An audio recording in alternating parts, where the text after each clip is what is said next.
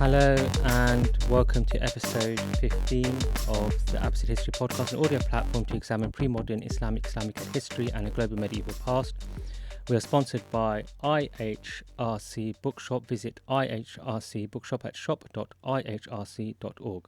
I'm your host, Talha Hassan, a first-year PhD student at the School of Oriental and African Studies in London. Now onto the show. Born in 1150 Common Era in present-day Iran, Fakhr al-Dīn al-Rāzī would become a polymath who would influence mature Sunnism in many fields. To discuss with me today the life, works and legacy of al-Rāzī as an exegesis is Dr. Sohaib Saeed. Dr. Saeed is an Azhar graduate and completed his PhD at SOAS on tafsir or Quran commentary. He is a founder director of the Center for Advanced Study of the Quran and its Interpretation, CASCI, and currently a postdoc at Albert Ludwigs Universität Friedberg. Welcome, Dr. Saeed. Thank you.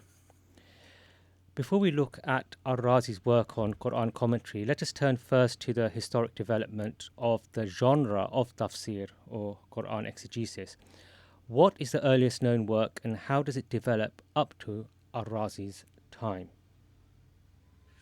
Well, for Muslims and Muslim scholars in particular, it is axiomatic that the Prophet Muhammad, peace be upon him, explained the Quran, and that was one of his essential rules. But that does not mean that he explained every word of the Quran, every verse of the Quran, but rather that he explained it in various ways at various times. And these explanations and this clarification went to his companions and his followers. So they also had a role of explaining to each other and to those who came after them. So one of the trends in exegesis has always been to gather what has been said before. And that includes what has been gathered in the books of hadith. So this is typically thought of and conceived as tafsir bil ma'thur, which is to say exegesis by way of narrations and transmission. But we should keep in mind that everything that is ma'thur, or everything that is transmitted, started life as something else. It started life as the opinion of the person who has explained a verse of the Quran or a word of the Quran. Or indeed, it has started life as revelation if it is understood as coming from the Prophet and as something that he received from on high. So that is a well-known mode of studying the Quran, is to see what has been said before and gather the narrations. But there have always been other modes of study alongside that, especially appreciating the language of the Quran directly. And this linguistic approach was captured in certain types of works which tend to be known as ma'ani al-Quran, the meanings of the Quran. In terms of what's considered the earliest extant tafsir work, or tafsir proper, as we might say, that's typically identified as the exegesis of Muqatil bin Sulaiman, who died in 150 of the Hijrah, or 767 of the Common Era. And later we would see more of a synthesis of these various types of modes that I've mentioned. Oftentimes the focus in terms of this synthesis is on Ibn Jarir al-Tabari, although scholars like Walid Saleh of Toronto prefer to draw attention to the Nishapuri school, which is represented by al-Tha'labi and al-Wahidi. I should point out here that a work like that of al-Tabari is far more complex than many people, even those whom I might describe as his fans, give it credit, because oftentimes it is seen as just a collection of narrations. But there's a great deal going on in the exegesis of al-Tabari, which really does synthesize these different approaches, linguistic and a philological method, as well as gathering what has been said before by way of supporting the points that he wants to make, and even supporting the points that he disagrees with. And he discusses the various readings of the Quran, and he indulges in a great deal of analysis and selection in this regard. So that takes us towards the era of al-Rāzī. But even before that, one of the key contributions has been that of Zamakhshari, the author of Al-Kashaf, which became really the pivotal work of tafsir, which influenced the entire field thereafter. And this was a book that focused on the philological method, the analytical method, looking at Arabic linguistics, Arabic rhetoric. And famously, of course, Zamakhshari was a Mu'tazili thinker. He has many Mu'tazili leanings, which can be easily gleaned from his exegesis, even when he is not directly speaking about theological issues. And as such, this work, while being extremely influential, is influential especially in terms of how people engaged with it critically. So while they adopted a great deal of its content, they also sought to filter it. Nowadays, we talk about filters. So a general Sunni filter has been applied to the tafsir of Zamakhshari to sunnatize it, is a word that I sometimes use, for the audience that was intended.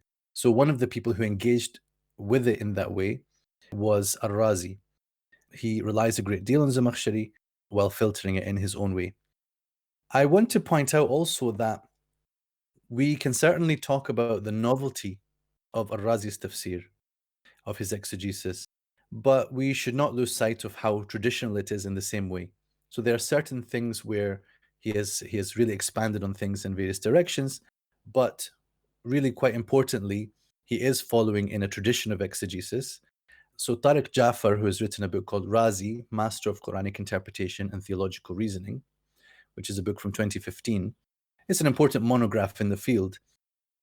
But in my personal opinion, Jafar overstates the extent of the novelty of al-Rāzī. In fact, he reads in the introduction of al-Rāzī a kind of critique of earlier exegeses, which I take to be a misreading. For Jafar, al-Rāzī is apparently saying that when he has said that the chapter of al-Fatiha, right, the opening chapter of the Quran, contains thousands of points of investigation, there were people who deemed that far-fetched. So in Jafar's translation, he says, they took this to mean that I would just make remarks that were familiar to them and offer words whose kernels and foundations were empty of verification. So that is to say, Jafar takes it to mean that al-Rāzī is criticizing the exegeses and the works and books that went before him as containing empty words, which were not properly verified. However, the way I translate this, and this is in the volume that I have translated of the Great Exegesis, I take it that al-Rāzī is saying the following, that those people who harbored envy, ignorance, delusion, and obstinacy interpreted what al-Rāzī said in light of their own practice of making meaningless pronouncements. That is to say, he's not talking about what is familiar to them of books of exegesis, but he's just saying that when al-Rāzī has said the Fatiha contains as many as 10,000 inquiries, some people thought that he's just boasting or exaggerating, but he's saying, no, I can certainly show you, and he does in his introduction show how many thousands of points of investigation can be seen as falling under each of the 7 verses of the Fatiha. Al-Rāzī is born in the city of Ray during the late Abbasid era under Seljuk de facto rule. Tell us something about the socio-political circumstances he was raised in. Now, of course, in tafsir studies, it's very important to be cognizant of the general context of the writer and how that will impact on how they are understanding things and where they're deriving their opinions. Al-Rāzī lived in the period between 1149 or 1150, as you mentioned, up until 1210.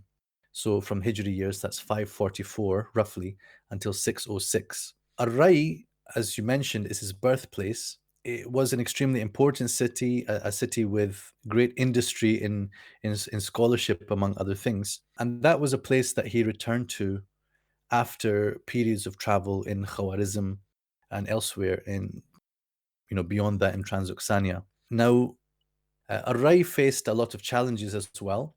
Internal strife and conflict between different religious groups and denominations there. And then eventually it was invaded by the Mongols just a decade after Fakhr ad-Dīn's death. Now, historians writing on this period, like Taha al-Alwani, who has written on al-Rāzī and his background, he notes the effects of the external battles, because the Crusades had been going on for a couple of centuries by then, but also the internal divisions, such that the sultans at that time had been almost reduced to being authorities only in name or of small areas and so on.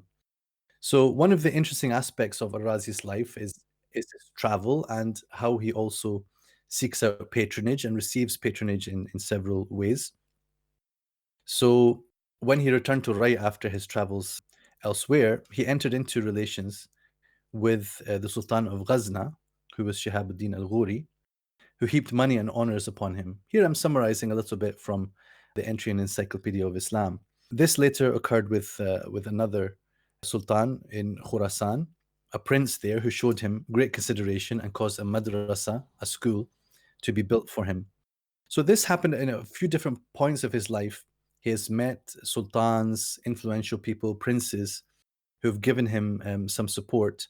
And finally, when he ended up in Herat, which is in Afghanistan, the Ghurid Sultan, Ghiyath-ud-Din, allowed him to open a school for the general public within the royal palace. So this would all have been part of what made it possible for him to go from quite straitened circumstances early in his life to being in a strong position and able to exert great influence, to the extent that by the end of his life, he was recognized widely and by the title Shaykh al-Islam, the preeminent scholar of the era.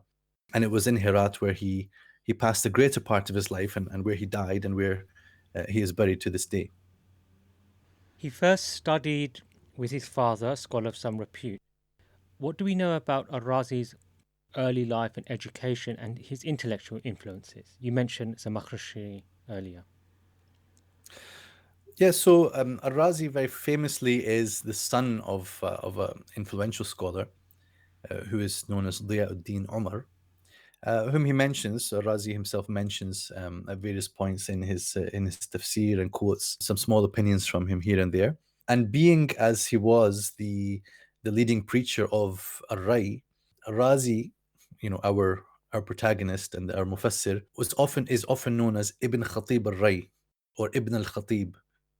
So he's known as the son of the preacher of Rai, or just the son of the preacher. So in a lot of books, you find him referred to in that way, even though nowadays, we know him mostly as Fakhruddin al-Rāzī. Of course, he has a name as well, as was Muhammad ibn Umar. So his father was, his first teacher, was extremely influential for him. But there are various other teachers who are noted, who are mentioned in the biographies of al-Rāzī. One of them, Majduddin al-Jili, al-Rāzī traveled with him to Azerbaijan and studied philosophy with him. When he was there, he also studied and specialized in Ash'ari Kalam, also in Shafi'i fiqh. In that regard, the name of al-Kamal al-Sumnani is mentioned. And another important formative thing for him, aside from studying with these teachers, was taking part in debates. So we mentioned before that he had been to Khawarizm for a period of time. Over there, he was very strongly engaged in debate with the Mu'tazilis. And I'm sure that this has played a strong part in forming his mindset, and that influence can be seen in his exegesis, how he is constantly engaging. Even in seemingly unrelated places, he will mention after a verse that on this point, the fatalists have the following view and the voluntarists have the other view, and how almost every verse seems to be open to be taken as a proof for either fatalism or voluntarism, and the voluntarism is represented by the Mu'tazila in this context. So that was a very eventful period of time, such that he basically had to leave Khawarizm because of the intensity of the conflict. And likewise, he had conflicts with the Karramiya sect, which, some members of that are also accused of having poisoned him, leading to his eventual death, although that I'm not sure how well that can be substantiated by now. So in terms of scholars that he engaged with, there's a great deal of variety of sources that he mentions in the course of his exegesis, a great number of books that he refers to. And interestingly, for example, in volume 1, we can see in a few places an engagement with the works of Abu Hamid al-Ghazali, and he seems to be using Ghazali's Mishkat al-Anwar, which does engage with some theological and mystical aspects. So especially in the chapter in which al-Rāzī is looking at some spiritual stations and their connection with the verses of the Fatiha, he seems to quote extensively from Mishkat al-Anwar of al-Ghazali. So Of course, he engages very strongly with the scholarship of the Ash'ari school of theology and with the Shafi'i school of jurisprudence. But he also demonstrates some originality and a willingness, of course, to depart from some of the established things in that school and therefore to create other directions within them, within the principles of jurisprudence, in which he's authored the very influential work Al-Mahsul. And also in terms of philosophy and theology, he departed from some of the established things of the Ash'ari school. One final aspect is the question around his Sufism, or his relation to Islamic mysticism and spirituality.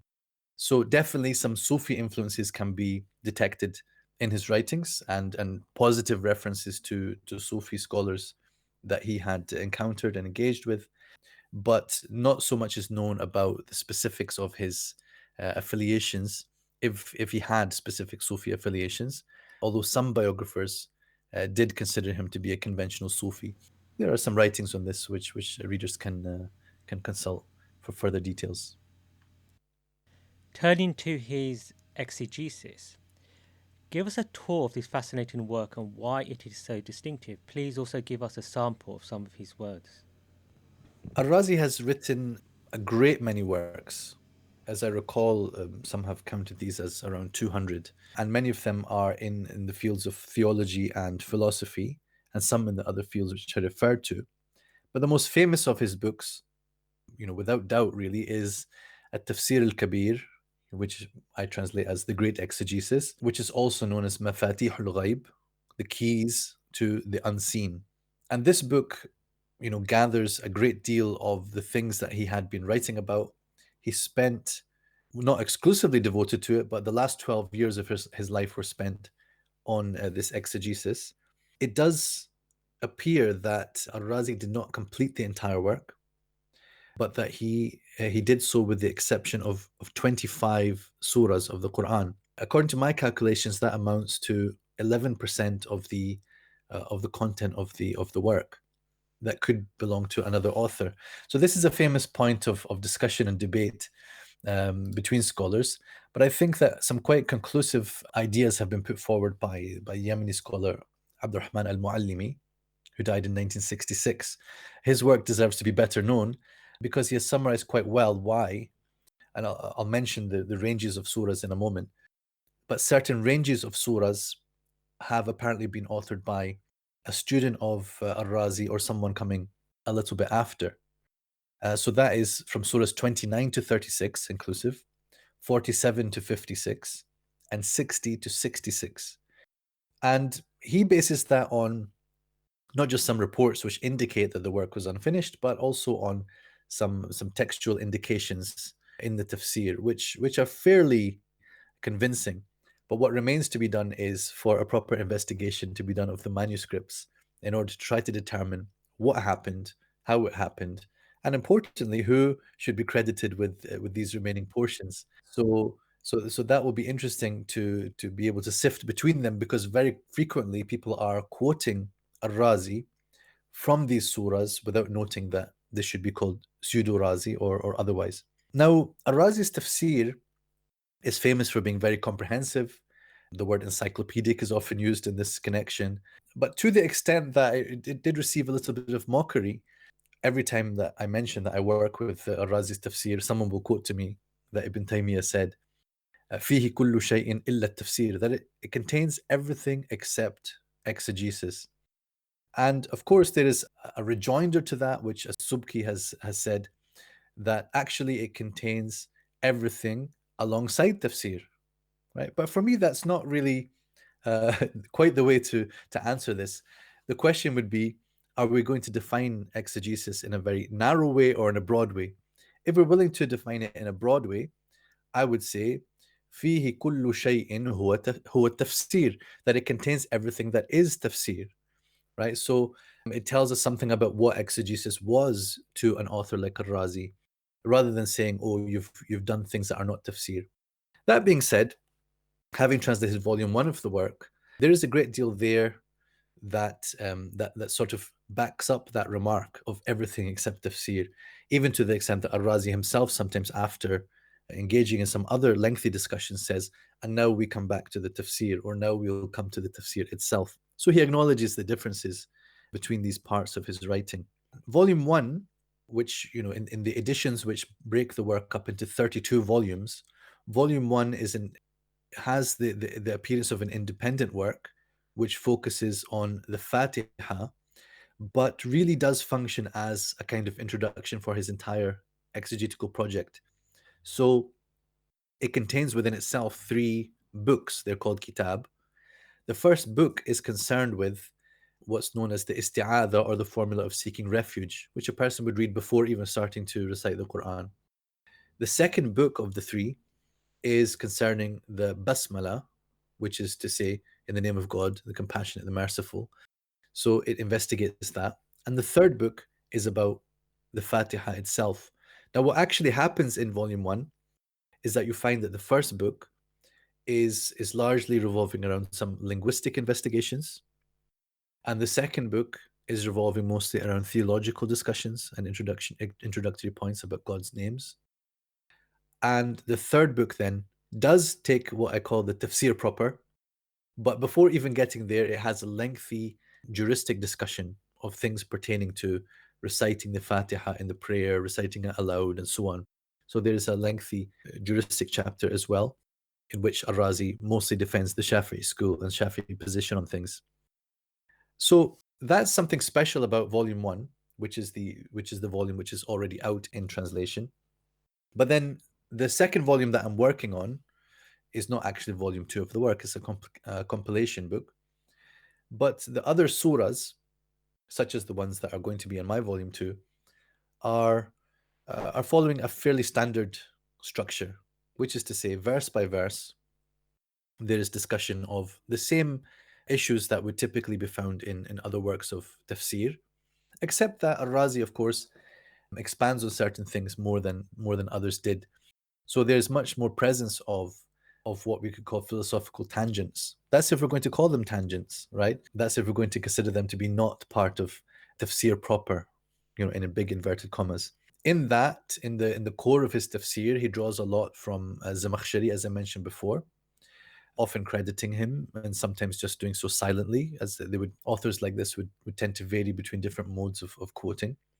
He also draws from al-Wāḥidī a fair amount, and sometimes disputes with these authors about certain things that he disagrees with. And he draws from other sources as well. In terms of his tangents, oftentimes you can find him talking about philosophical topics. You can even find elaboration on some scientific questions. For example, in one of the chapters which I've translated, Al-Kahf, there is which is chapter 18 of the Quran. There is a verse which seems to say that the sun was setting in a murky pool.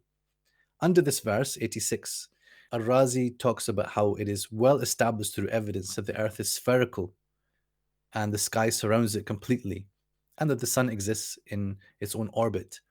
So there was, he takes that as given, but then he elaborates on it in order to establish why a very literal reading of this would be mistaken. So in his work, you will find philology, you will find theology, philosophy and science, fiqh and usul, Sufism, and there are some special features which people have noted, such as some attention towards the connection between verses. That is to say, he would note how, when he's coming onto a new passage, how does this connect to the passage before it? And he would do his best to find connections, which is a feature which then became much more popular and seemed more important in the modern era. So al-Rāzī is a forerunner of a lot of things that modern thinkers are looking for when they're explaining the Quran. One more thing that I think is worthy of mention is that reading the tafsir of al-Rāzī, you can find the human element as well. And this is nowhere clearer to me than in his commentary on the chapter of Joseph, Surah Yusuf, Surah 12. Because in that, and actually this occurs from surahs 10 through to 14, at the end of each one, as well as mentioning the date that he's completed it, he would mention that he is going through some personal pain and grief and bereavement over the loss of his young son, Muhammad. And so at the very end of the chapter of Yusuf, he has shared some lines of poetry. And it's very poignant because, of course, the chapter of Joseph has got a lot to do with the loss of a son. And so one can imagine that al-Rāzī was feeling those things as he's going through. And although he doesn't reveal that all the way through his commentary on the surah, when he comes to the verse in which Joseph is saying, "My Lord, allow me to die as one who submits and join me with the righteous." This is one of the translations. I will read to you a little bit of what he says here. So he mentions the standard opinions. He says the scholars differed as to whether Joseph saying, "Allow me to die, tawaffani, as one who submits," was in fact a supplication to die or not. Qatada said that he asked God to meet him, and no prophet had ever asked for death before him. Many exegetes share this opinion. However, Ibn Abbas said in the narration of Ata that he meant, "Whenever you cause me to die, then let it be upon the religion of Islam." This is a request for his death to be upon the faith of submission, not a request to die, that is to say, a request to die immediately. Now, I bring that up because, in a way, I think the more obvious reasoning is this second thing, that it's a supplication that when I die, let it be as a Muslim. However, al-Rāzī then sort of elaborates on the first view, which has it that he's asking to go now. He's saying that, I've lived everything that I want to live in life, and so take me from this world and let me go to paradise. So at this point, al-Rāzī then elaborates on some philosophical remarks about life and the futility of life, and how all pleasure is limited and untainted with some aspect of pain or some aspect of lowliness or wretchedness, which is quite some reading. My favorite quote from this is regarding the pleasure of eating. He says, "All lowly animals share in desiring this pleasure. Dung to a dung beetle is like a sweet almond treat on the taste buds of a human." Yeah, lawzinaj. So he's saying that basically everything is futile, which is quite a dark sort of passage. And then he says, it's quoted like this: Imam Fakhr al-Rāzī, may God have mercy on him, the author of this book, may God illuminate its proof, said, "I myself am deeply immersed in this state. If I were to open the door to describe the defects of these physical pleasures in detail, I could write volumes and barely scratch the surface. This is why I have taken to repeating this invocation of Joseph, peace be upon him." So some of these parts, you can feel the human element, and especially if you get a chance to read the lines of poetry that he shares at the end of Yusuf, it's really quite touching. You have translated al-Rāzī's commentary on the first chapter of the Quran, which is published by the Islamic Text Society in Cambridge, and you're currently translating another volume. What has been the influence and legacy of al-Rāzī's Quran commentary? Yes, as you kindly mentioned, my work so far has been on volume 1, and I'm working further on a compilation volume. So that is going to include the chapters of Yusuf, Al-Kahf, Al-Naml, and Al-Mulk.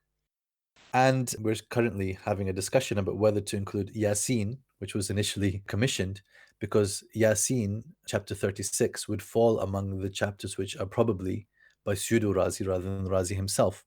So my personal feeling is that this should perhaps be sectioned off to make clear the difference in authorship. However, there's been a great deal of challenge in this whole process, both in volume 1 and in the subsequent work, because there's a great deal of textual, a great frequency of textual errors in the printed editions of this text. There's no critical edition of Tafsir al-Kabir. Every edition out there is really just a reproduction of the earlier ones, literally a copy-paste job, sometimes introducing new errors which were not found in earlier editions. So this is very unfortunate and quite surprising, given that al-Rāzī is celebrated as one of the greatest exegetes of Islamic tradition, and his work is considered pivotal to the tradition. It has been studied extensively. It is one of the works that was central in for example, the Ottoman curriculum, alongside the works of al-Baydawi and Zamakhshari. Of course, Baydawi was drawing not only from Zamakhshari but from al-Rāzī and others as well. So al-Rāzī has had an influence on the most influential tafsirs that were used in Islamic pedagogy and in Islamic seminaries.